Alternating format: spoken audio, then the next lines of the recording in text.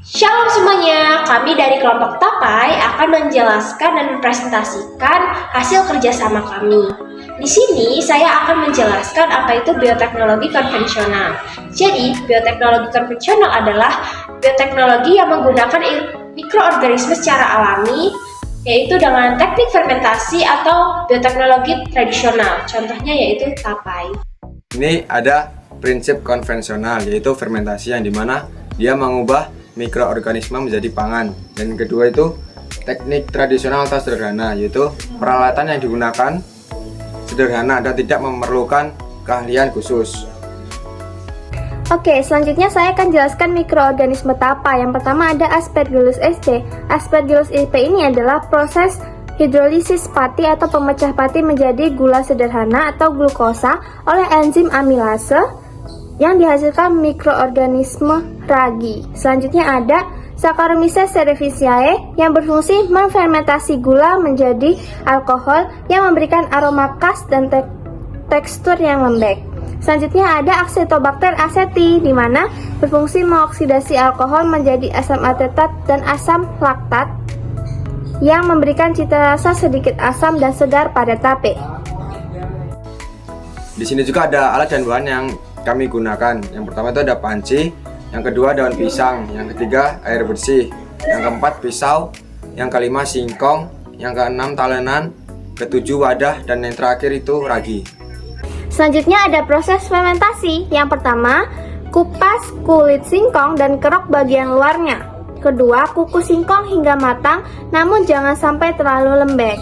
Ketiga, angkat dan dinginkan singkong, harus benar-benar dingin ya. Keempat, siapkan wadah dan tata singkong, taburkan ragi hingga merata. Yang kelima, tutup rapat dan simpan di tempat gelap. Yang terakhir, diamkan selama 2-3 hari, hindari membuka tutup agar hasil tapai maksimal. Mengetahui proses fermentasi pada singkong menggunakan ragi serta memahami peran mikroorganisme dalam menghasilkan tape.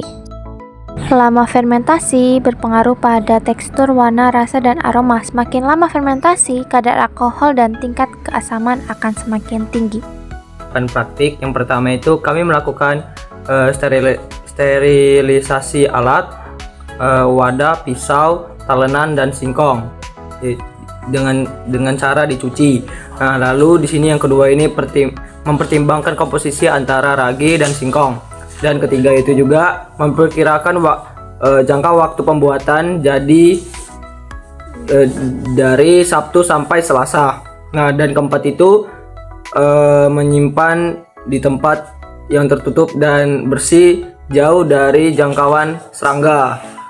Selanjutnya itu adalah manfaat dan tantangannya. Nah, jadi manfaatnya itu mencegah anemia. Proses fermentasi meningkatkan kadar vitamin B12 di mana berperan krusial dalam pembentukan darah merah.